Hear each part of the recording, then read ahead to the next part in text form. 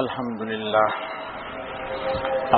لله نحمده ونستعينه ونستغفره ونؤمن به ونتوكل عليه ونعوذ بالله من شرور أنفسنا ومن سيئات أعمالنا من يهده الله فلا مضل له ومن يضلله فلا هادي له وأشهد أن لا إله إلا الله وحده لا شريك له وأشهد أن سيدنا ومولانا محمدا عبده ورسوله رب اشرح لي صدري ويسر لي أمري واحلل عقدة من لساني يفقهوا قولي رب اشرح لي صدري ويسر لي أمري واحلل عقدة من لساني يفقهوا قولي رب اشرح لي صدري ويسر لي أمري واحلل عقدة من لساني يفقهوا قولي رب اشرح لي صدري ويسر لي أمري واحلل عقدة من لساني يفقهوا قولي يا رب زدني علما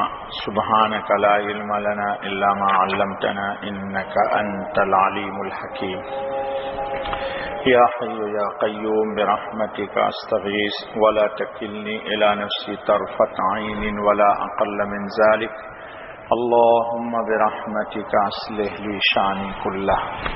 درود شریف پڑھیے. اللہم صلی علی سیدنا مولانا محمد وعلی آل سیدنا مولانا محمد صلاة تنجینا بها من جمیع الاحوال والآفات وتقضی لنا بها جمیع الحاجات وتطهرنا بها من جمیع السیئات وترفعنا بها عندك اعلی الدرجات وتبلغنا بها أقصى الغايات من جميع الخيرات في الحياة وبعد الممات إنك على كل شيء قدير.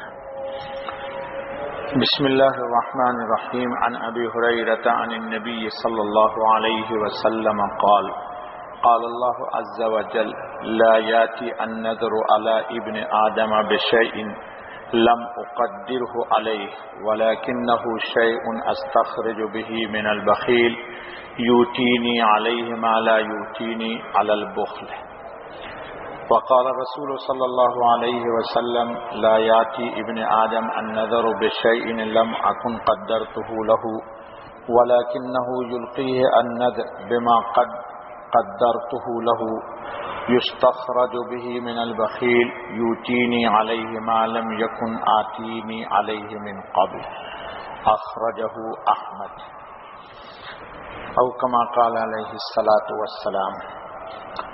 حضرت ابو ہریرہ رضی اللہ تعالی عنہ فرماتے ہیں کہ نبی اکرم صلی اللہ علیہ وسلم نے ارشاد فرمایا کہ اللہ عز و جل فرماتا ہے کہ ابن آدم نظر و نیاز کے ذریعے کوئی بھی چیز نئی پیدا کرتی جو میں نے تقدیر میں نہ لکھی ہو، لیکن میں نے پہلے سے وہ لکھا ہوا ہے، اور بخیل سے میں وہ چیز لے آتا ہوں، یعنی مال جو بخل کی وجہ سے وہ نہیں عطا کرتا تھا.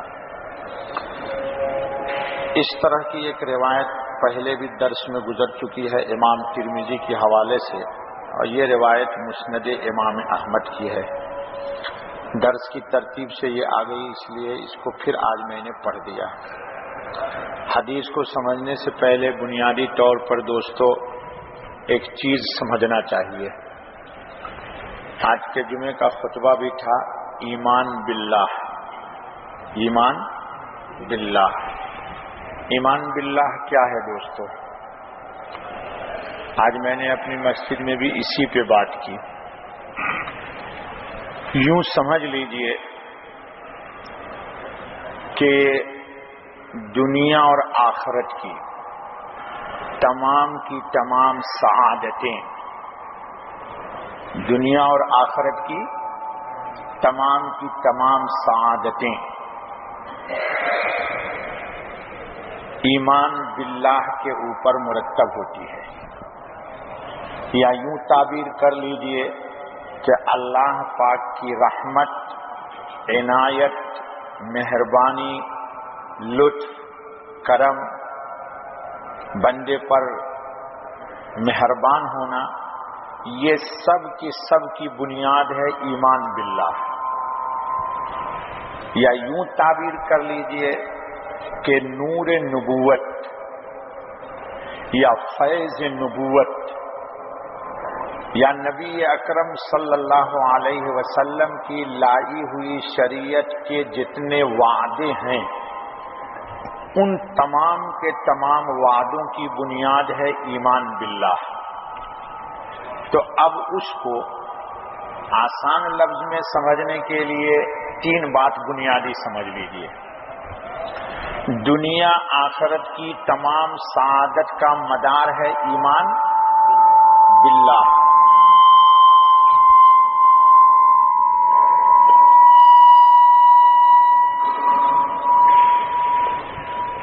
دنیا اور آخرت کی تمام سعادت کا مدار ہے ایک بات، اس کو یاد رکھیے، پوری زندگی کام آئے گا.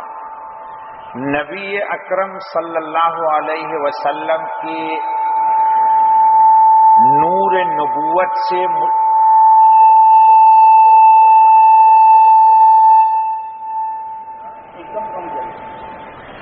نبی اکرم صلی اللہ علیہ وسلم کے نور نبوت سے فیضیاب ہونے کے لیے شرط اول ہے ایمان باللہ. 2 بات. تیسری چیز، اللہ پاک کی رحمت سے مستفید ہونے کے لیے شرط اول ہے ایمان باللہ. یہ 3 بات یاد رہے گی نا.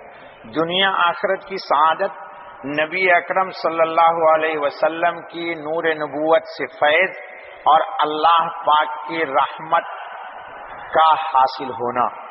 اس کی بنیادی شرائط کیا ہے؟ ایمان باللہ.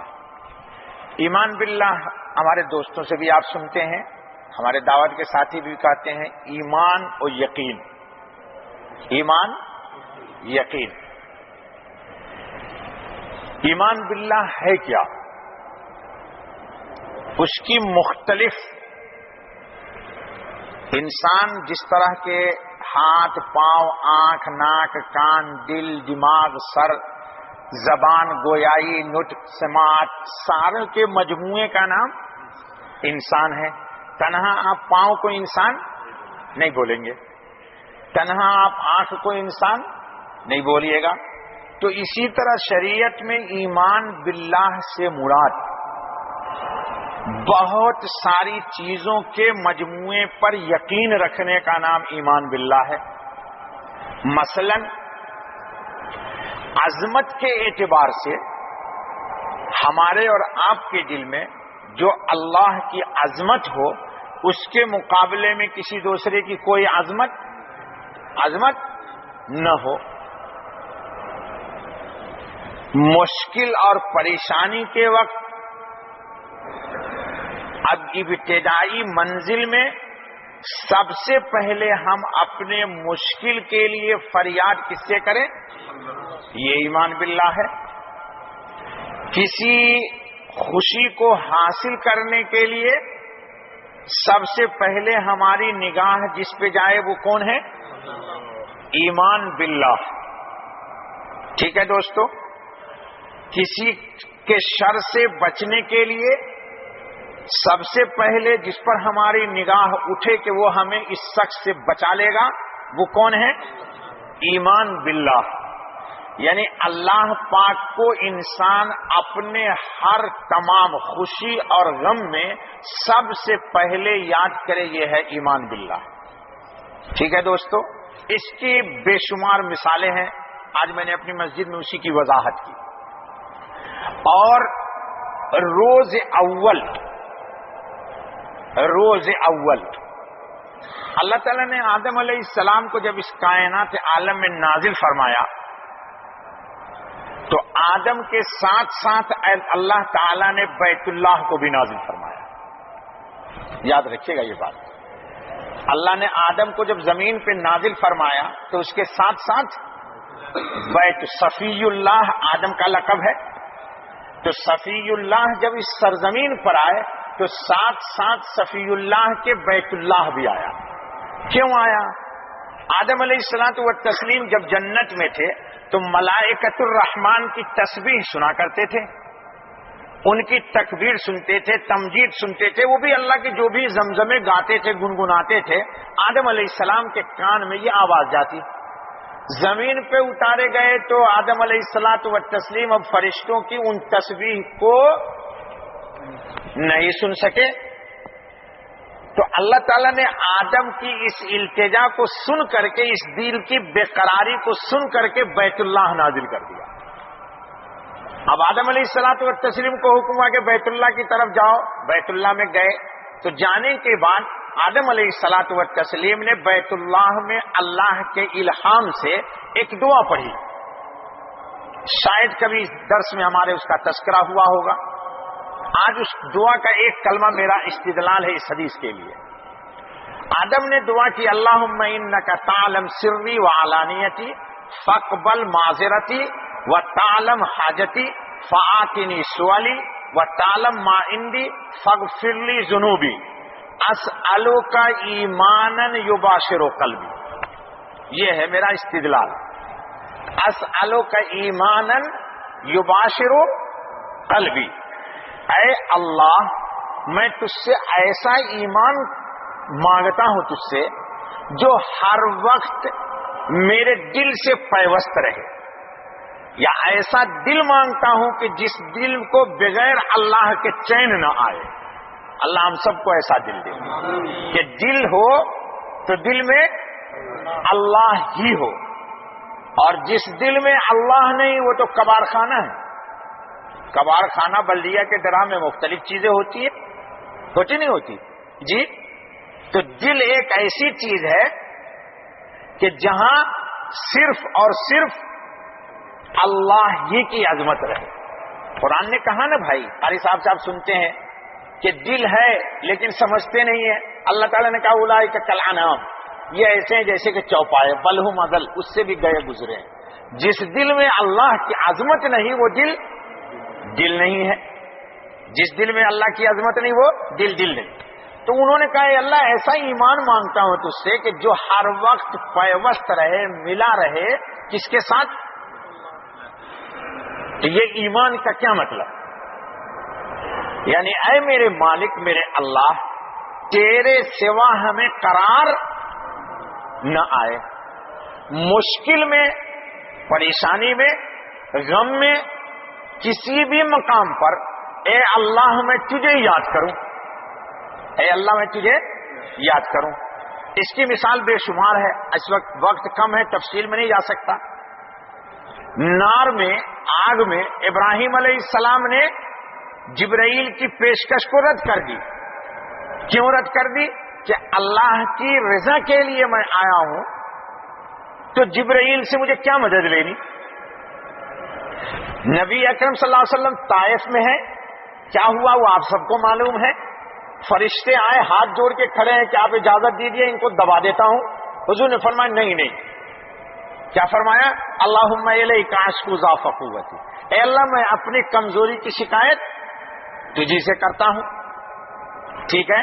امام زین العابدین کو حاکم وقت نے قتل کے لیے بلا لیا، جب گئے دربار میں تو اپنی کرسی پہ بیٹھا لیا اس حاکم نے، اور اعزاز و اکرام کے ساتھ واپس کر دیا، قتل نہیں کیا، تفصیل بغیر جائے ہوئے۔ جب محل سے باہر نکلے تو کسی نے کہا میں دیکھا آپ کی زبان ہل رہی تھی، اور بادشاہ سے پوچھا آپ نے قتل کیوں نہیں کیا تھا؟ کہا کہ قتل، جب امام آئے تھے زین العابدین تو شیر ان کے ساتھ منہ کھولے ہوئے میری طرف آتا تھا، اس کا کان پکڑ کے پیچھے کر دیتے۔ اژدہا مجھے کھانے کے لیے آتا تو امام اس کو پکڑ کے پیچھے کر دیتے، میں اشارہ کرتا تو وہ اس سے پہلے یہی کھا جاتے مجھے۔ تو امام زین العابدین جب چلنے لگے تو حاکم نے کہا کہ بھائی آپ کچھ فرمائیے، آپ کی کچھ خدمت کی جائے، کچھ عنایت کی جائے، جو دینا تھا دیا، اس کے علاوہ۔ تو حضرت امام زین العابدین نے فرمایا نہیں، میری ایک آرزو تمنا یہ ہے کہ دوبارہ پھر مجھے محل میں نہ بلایا جائے، آپ کا کارڈ ایشو کر دیا جائے۔ انہوں نے کہا دوبارہ ہمیں نہ بلایا جائے۔ جب محل سے باہر نکلے تو خادم نے، جو شاہنشاہ بادشاہ وقت کے پاس رہتا تھا، کہا دیکھا آپ کی زبان ہل رہی ہے، آپ کیا پڑھ رہے تھے؟ تو انہوں نے کہا دیکھو علم کا چھپانا ٹھیک نہیں ہے، جب تم نے پوچھ لیا تو بتا دیتا ہوں، اب میں بھی آپ کو بتا دیتا ہوں، چھپاؤں گا نہیں۔ 4 کلمات پڑھے انہوں نے، لا الہ الا اللہ الحلیم الکریم، لا الہ الا اللہ العلی العظیم، لا الہ الا اللہ الکبیر المتعال، لا الہ الا اللہ رب السماوات السبع ورب العرش العظیم۔ جی کہا کہ یہ کلمات میں پڑھ رہا تھا، محدثین نے کلام کیا اس پر، کہا کہ دیکھو چاروں کلمے میں تحلیل ہے، اور تحلیل کے بعد اسماء حسنہ میں سے دو نام انہوں نے اللہ کے ذکر کیے۔ پہلے کلمے میں لا الہ الا اللہ کے بعد الحلیم، اے بردبار، یعنی اے اللہ تو سب کچھ دیکھ رہا ہے اور اس کے باوجود تیرے حلم کا یہ عالم ہے کہ لوگ حیران ہیں اس بات پہ۔ اور کریم اس لیے کہا کہ اے اللہ، کریم اس کو کہتے ہیں جو بن مانگے عطا کر دے۔ کریم کس کو کہتے ہیں؟ بن مانگے عطا کرتے ہیں۔ چاروں لا الہ کے بعد دو انہوں نے اسم استعمال کیا اسماء حسنہ میں، الحلیم، الکریم، العظیم، العلی۔ لا الہ الا اللہ الحلیم الکریم، لا الہ الا اللہ العلی العظیم، لا الہ الا اللہ الکبیر المتعال، لا الہ الا اللہ رب السماوات السبع ورب العرش العظیم۔ تو ایمان باللہ یہ ہے کہ انسان اول وہلہ میں کسی بھی مصیبت میں، کسی بھی خوشی کی امید میں کس کو یاد کرے، یہ کمال ایمان ہے۔ نبی اکرم صلی اللہ علیہ وسلم کا واقعہ بہت مشہور ہے، آپ آرام فرما رہے ہیں، دشمن نے تلوار ہاتھ میں لے لی، آپ علماء کرام کے خطاب میں سنتے رہتے ہیں۔ جی نبی اکرم کو بیدار کیا جبریل علیہ الصلوۃ والتسلیم نے، اب دشمن کہہ رہا ہے کہ میں یمنعک منی، اے محمد تجھ کو مجھ سے کون بچائے گا؟ آپ صلی اللہ علیہ وسلم نے کچھ نہیں کہا، کیا کہا؟ اللہ، یہ کہنا تھا۔ جبرائیل نے ایک غصہ مارا اس کے سینے پہ، وہ گرا ادھر، تلوار گئی محمد صلی اللہ علیہ وسلم کی اس طرف، محمد صلی اللہ علیہ وسلم نے اپنی تلوار ہاتھ میں لے لی اور اسی کا سوال اسی سے کر دیا، میں یمنعک منی، اب تجھے کون بچائے گا مجھ سے؟ تو جب دشمن نے رسول اللہ کو خطاب کیا تو آپ نے کس کو پکارا؟ یہ ہے ایمان باللہ۔ جی یہ کیا ہے؟ پھر اس ایمان باللہ کا اثر یہ ہوا کہ جب رسول اکرم نے اس سے پوچھا کہ اب تجھے کون بچائے گا، تو کہتا ہے کن خیر آخذ، کن خیر آخذ، کن خیر آخذ۔ آپ تو بہت اچھے آدمی ہیں، آپ تو کسی کو مارتے نہیں ہیں تلوار ولوار سے، جی آپ تو کسی کو مارتے نہیں ہیں تلوار سے۔ تو میرے دوستو بزرگوں، ایمان باللہ یہ ہے کہ انسان نفع کے موقع پر اول وہلہ میں کس سے امید رکھے، اور ضرر کے مقام پر جو آپ کو ڈرا رہا ہے، جس سے آپ کو نقصان ہونے والا ہے، اس کے ضرر سے زیادہ آپ اللہ پاک سے اپنی پناہ کا اعتماد رکھیے۔ جی اللہ نے قرآن میں بھی کہا ہے الیس اللہ بکاف عبدہ، اور اس کے رد میں بھی کہا جی وَيُخَوِّفُونَكَ بِالَّذِينَ مِن دُونِهِ، اچھا غیر اللہ سے آپ کو ڈرا رہے۔ اچھا بابا اب آئیے حدیث کی طرف۔ اللہ پاک نے یہ سمجھ لیجئے کہ آج جمعے کا دن ہے، تاریخ کتنی ہے آج؟ 6 اور اپنی 12۔ آج آپ یہاں پہ بیٹھے ہوئے ہیں، اللہ آپ کا بھی درس سننا قبول فرمائے، میرے زبان سے بھی اللہ اپنے فضل سے کلمات خیر کو اخلاص کے ساتھ نکالے۔ یہ جو کچھ بھی مجلس میں گفتگو ہو رہی ہے میں نہیں بول رہا ہوں، اللہ پاک اپنی قوت سے بلوا رہے ہیں، اور آپ نہیں سن رہے ہیں، اللہ پاک اپنی قوت سے اور توفیق سے مجھے اور آپ کو سنوا رہے ہیں۔ تو کیا ایک اللہ کے بغیر علم کی یہ بات ہے؟ آج میری اس پیدائش سے پہلے اور اس دن سے پہلے، جس دن میرا نسمہ حضرت آدم کے اندر تھا اور حضرت آدم کی تخلیق سے پہلے اللہ تعالیٰ کو یہ معلوم تھا کہ فلاں دن فلاں تاریخ کو فلاں حدیث رسول پڑھی جائے گی اور ان کلمات سے اس حدیث کی شرح کر دی جائے گی۔ وہ ہے اللہ۔ وہ کون ہے؟ اللہ۔ کون ہے؟ اللہ۔ اللہ کا سمجھ لیا آپ نے کہ اللہ کون ہے؟ جی تو ایمان باللہ اتنا آسان نہیں ہے ایمان باللہ یہ ہے کہ تمام موقع پر انسان اللہ کی طرف اپنے آپ کو سپرد کر دے. تو اس روز اول دعا میں حضرت بابا آدم نے کیا کہا؟ اسألک ایمانا یباشر قلبی ویقینا صادقا، اور یقین سچا چاہیے. اللہ ہم سب کو یہ نعمت عطا کر دے. آپ جو سنتے ہیں دعوت کے ساتھی سے ایمان و یقین، یہ بابا آدم نے پہلا سوال کیا اللہ سے، ایمان اور پھر یقین. اچھا بابا، تو یہ جو نظر و نیاز ہے، سب سے بنیادی طور پر پہلی بات یہ کہ یہ نظر غیر اللہ کے لیے جائز. اپنے اردو میں جس کو بولتے منت، کیا بولتے بھیا؟ منت مانگنا. منت کس سے ہے؟ کس کی منت ہے؟ وہ زور سے بولیے. ڈر رہے؟ اس کا مطلب ہے کہ کچھ دال میں کالا ہے. منت کس کی جائز ناجائز ہے؟ غیر اللہ کی. اور منت صرف اور صرف اللہ کی ہے. یہ ہے ایمان باللہ. جی حضرت مریم کو اللہ نے روح اللہ عطا کر دیا. اب کس کس کے سوال کا جواب دیتی جی؟ تو اللہ نے کہا بس ایسا کر لے کہ جب بھی کوئی پوچھے یہ کہاں سے آئی تو کیا کہنا؟ انی نذرت للرحمن صوما، میں نے اللہ کی نظر مان لی ہے. فلن اکلم اليوم انسیا، میں بھول کر کے بھی بات نہیں کروں گی. یہ بھی نہیں بتاؤں گی کہ یہ بچہ کہاں سے آیا، کون ہے، کیسے پیدا ہوا. یہ سب قصے اور کہانیاں میں کچھ نہیں کہوں گی.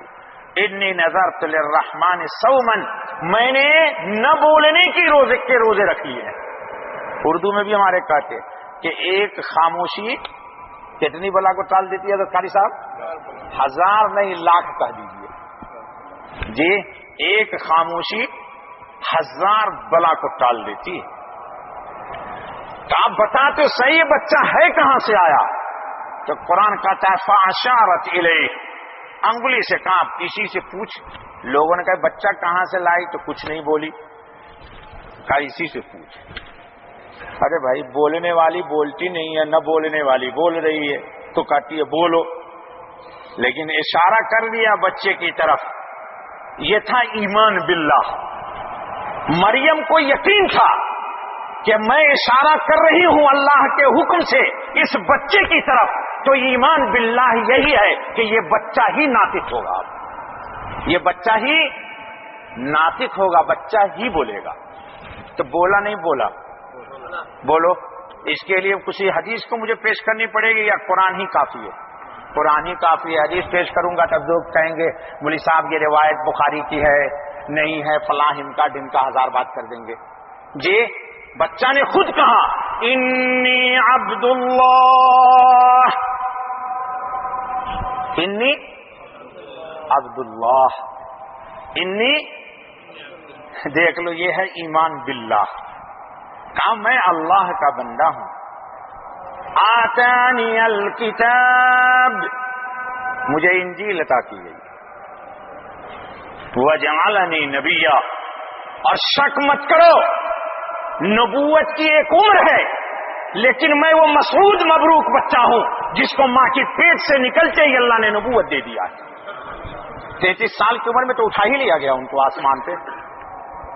کا شک مت کرو، میری ماں کا بھی ایمان باللہ ہے اور میرا بھی ایمان باللہ ہے. میں اللہ ہی پہ ایمان لایا ہوں. ایمان باللہ سمجھ لیا جی؟ نہیں تو پھر آج کی کیسٹ منگوا کے میرے مسجد کی سنیے. میں نے بڑے واقع سنائے ہیں اس کے شواہد اور دلائل سب حدیث سے دیے میں نے. یہاں اتنا لمبا وقت نہیں ہوتا ہے. اچھا بابا، تو یہ جو نظر و نیاز ہے، ہمارا زاہد بیٹا بولتا ہے یا اللہ پاک میرا بابو اچھا ہو جائے گا تو میں 10 فقیر کو کھلاؤں گا.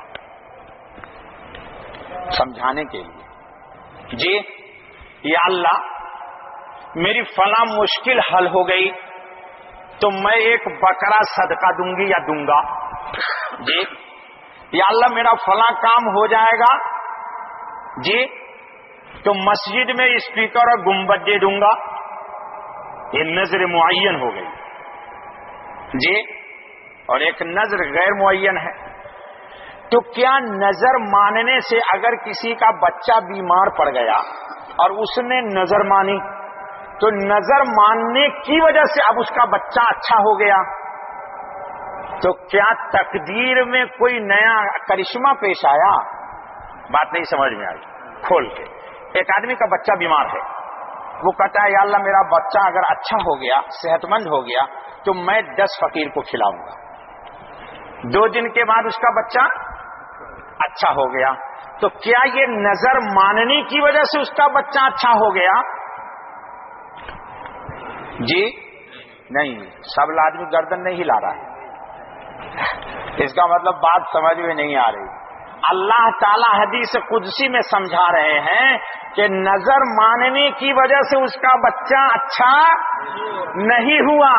یہ میں نے پہلے ہی سے تقدیر میں لکھ دیا تھا کہ یہ آدمی بہت پیسے کو سنبھال کے رکھتا ہے جی، بہت سنبھال کے جی. ایک فقیر کو بھی کھلانے کا نام، گھر میں کیسے کھلائے گا؟ بیگم تو خود ہی ہوٹل سے منگا کے کھا لیتی ہے. آئے جی، آج کل پیسے والوں کا یہی نا ہے، بیگم سو کے اٹھی 1 بجے، کھانا پکا نہیں ہے تو آرڈر کر دیا بھائی کراچی دربار، دلی دربار جی. کھانا آ گیا تو فقیر کو کیسے کھلائے گی قاری صاحب؟ وہ تو فقیر کے لیے اللہ تعالیٰ جزائے خیر دے، قاری صاحب کھلاتے ہیں. ہاں جزاک اللہ خیر، اللہ قبول کر لے جی. تو اللہ تعالیٰ نے پہلے ہی سے تقدیر میں لکھا ہوا تھا کہ یہ بخیل آدمی ہے، یہ ایک فقیر کو کھانا نہیں کھلاتا، اس لیے میں اس کے بچے کو بیمار کروں گا. تو یہ اتنا پھسا ایمان والا ہے کہ اللہ سے یقین نہیں رکھتا شفا کی، یہ نظر مانتا ہے اور گویا کہ اللہ کے ساتھ اب سودا کر رہا ہے کہ 10 مسکین میں دوں گا تو آپ میرے بچے کو شفا دیجئے. اللہ کہتے ہیں میں نے ایک تدبیر کی ہے اس سے مال نکالنے کی، ورنہ میری تقدیر میں کوئی فرق نہیں آیا. یہ تو پہلے ہی سے تقدیر میں لکھا ہوا تھا، یہ تو پہلے سے تقدیر میں. تو گویا کہ تقدیر کے لکھے ہوئے میں کوئی تبدیلی نہیں آئی. تو یہ کس ایمان کی دلیل ہے؟ قوی ایمان کی دلیل ہے یا ضعیف ایمان کی دلیل ہے؟ محدثین اب پھر اس پر گفتگو کرتے ہیں. کس ایمان کی دلیل ہے؟ ہونا تو یہ چاہیے کہ دعو مرزاکم بالصدقہ. کیوں دونوں میں فرق ہے؟ سمجھ لو حدیث غور سے.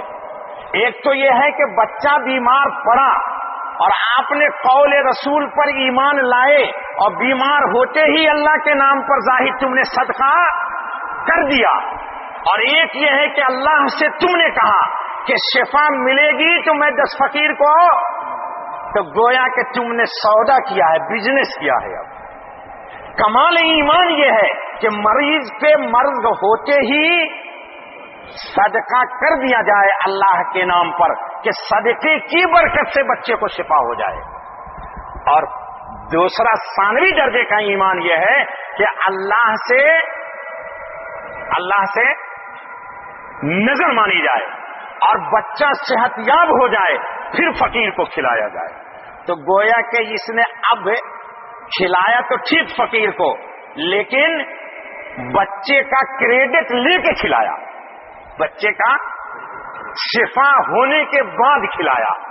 ابتدائی دور پر تو اللہ کہتے اسی کو استخرجہ من البخیل، لا الہ الا اللہ محمد الرسول اللہ. اللہ تعالی ہم کو بخیل نہ بنائے. اسی لیے حدیث میں ہے کہ دعو مرزاکم بالصدقہ ورد البلایا بالدعاء وحسنوا اموالکم بالزکاۃ. روایت میں آگے پیچھے ہے حسنوا اموالکم بالزکاۃ ودعوا مرضاکم بالصدقہ ورد البلایا بالدعاء. مصیبت آ جائے تو دعاؤں سے، مصیبت آ جائے تو جی. اور سنیے حضرت ابن عباس رضی اللہ تعالیٰ عنہ، یہ روایت بھی ترمذی کی ہے، حضور صلی اللہ علیہ وسلم کے ردیف ہیں، پیچھے بیٹھے ہوئے ہیں. حضور نے فرمایا یا غلام، انہوں نے کہا لبیک، آپ نے کچھ نہیں کہا. پھر دوبارہ کہا یا غلام، پھر آپ نے کہا لبیک، پھر آپ نے کچھ نہیں کہا. پھر تیسری بار کہا یا غلام، پھر انہوں نے کہا لبیک. تو حضور نے ان کو ایک نصیحت کی، وعلم جی حضور نے فرمایا پہلے احفظ اللہ یحفظک، دیکھ اللہ کو یاد رکھ، اللہ تجھے یاد رکھے گا. احفظ اللہ، اللہ کو یاد رکھ، تجد ہو تجھا. جب کبھی بھی تجھے پریشانی آئے گی تو پریشانی میں تیری پکار سے پہلے تیرے پاس موجود تیری مدد کے لیے ہوگا. وہ تیری پریشانی سے پہلے وہ تیری مدد کے لیے تیرے پاس ہوگا وہ. اور سن، لو اجتماعت الامت علی ان ينفعوک بشیء، پوری کائنات عالم تقدیر کے خلاف جمع ہو جائے تم کو نفع پہنچانے کے لیے تو تھوڑا بھی نفع، اور اگر پوری کی پوری کائنات عالم تجھے جمع ہو جائے الا ان یضروک بشیء، ذرہ برابر بھی تم کو نقصان پہنچائے تو نقصان. فرفعت الاقلام، اللہ تعالیٰ نے قلم اٹھا لیا لکھ کر کے اور کتاب بھی خشک ہو گئی. تو تقدیر میں کوئی فرق نہیں آتا. تو ایمان باللہ کی اول قسم وہ ہے، اور یہ ثانوی قسم ہے. ثانوی قسم ہے دوستو. تو تقدیر پہ کوئی تبدیلی، ہم سمجھتے تقدیر بدل گئی، نہیں نہیں نہیں، تقدیر تو صرف دعاؤں سے بدلتی ہے. تقدیر تو صرف دعاؤں سے بدل جاتی ہے. نظر و نیاز سے تقدیر نہیں بدلتی. اس لیے ایمان کو مضبوط رکھنا چاہیے، ایمان کو مضبوط رکھنا چاہیے. اللہ تعالیٰ سے نفع کی بھی پوری امید ہو، نقصان کے موقع پر نقصان کے موقع پر اللہ ہی سے امید ہو کہ وہی نقصان سے بچائے گا. خوشی بھی اللہ کی طرف سے اور غمی بھی اللہ کی طرف سے.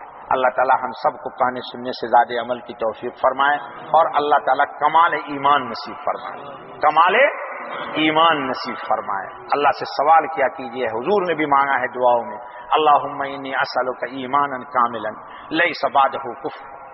اے اللہ میں ایمان کامل کا سوال کرتا ہوں، اس کے بعد کوئی شک شبہ والی کوئی بات دل میں نہ آئے. ہمارے ایک دوست اکثر کہا کرتے تھے کہ ہمارا کیا حال ہے، کہاں جا رہے ہو بھائی؟ دبئی. کہاں ٹھہرو گے؟ قاری یعقوب صاحب کے پاس، چونکہ وہی دارالمسافرین ہے، ملجا ماوا ہے. اچھا بھائی، قاری صاحب اگر اچانک چھٹی گئے ہوں یا چلے گئے ہوں مفتی صاحب کے پاس دبئی یا ابو ظبی کسی سے ملنے، تو وہ عبدالستار بھائی ہیں کوکن والے، ان کے پاس ٹھہرو. ارے بھائی وہ بھی نہ ملے تو یار ہوٹل میں ٹھہر لوں گا. ارے بھائی اگر تیرا وہ پیسے کا بٹوا ہی کہیں گر گیا تو کہتا پھر اللہ مالک. پھر کیا ہے مولانا؟ پھر کیا ہے؟ تو پہلے قاری صاحب، پھر عبدالستار بھائی، تیسرے نمبر پر بٹوا کھو گیا تو چوتھے نمبر پر اللہ مالک. یہ تو ہے ہمارے ایمان کا حال. تو ایسا یہی ہے ایمان باللہ. ہمارے ساتھی جو کہتے ہیں ایمان و یقین کی دعوت، بولنے سے زیادہ ہم کو خود بھی یقین ہونا چاہیے. اس کو کمانا پڑے گا، اس کو اللہ سے مانگنا پڑے گا. مصائب کے وقت دیکھنا ہے آپ کو، آزمانا ہے آپ کو کہ ہماری طبیعت غیر کی طرف تو نہیں جا رہی ہے. اول وہلہ میں کس کو کہنا؟ اللہ سے کہنا. اللہ ہی کوئی اسباب پیدا کر دے تو اور بات ہے، تو مانگا اس نے بھیج دیا اس کو. یہ نہیں کہ ہم گئے اس کے پاس اور اس نے انکار کر دیا تو گئے اس کے پاس، اس کے انکار کر دیا تو آئے اس کے پاس، اس نے انکار کر دیا تو آ کے مسجد میں رو رہے ہیں یا اللہ اب میں کیا کروں، سارے وسائل کٹ گئے. سارے وسائل. ہمارے والد علیہ رحمہ کہتے تھے کہ بھائی دیکھو تم مولوی ہو نا، مجھے کہتے تھے تم مولوی ہو، مولوی لوگ توکل کو اسباب کے بعد کہتے ہیں. وہ نقش بندی تھے، 1.25 لاکھ روزانہ اس میں اعظم پڑھتے تھے، لیکن ہمارا مسئلہ ہے ہاتھ پاؤں توڑ کے اللہ پر اعتماد کرنا.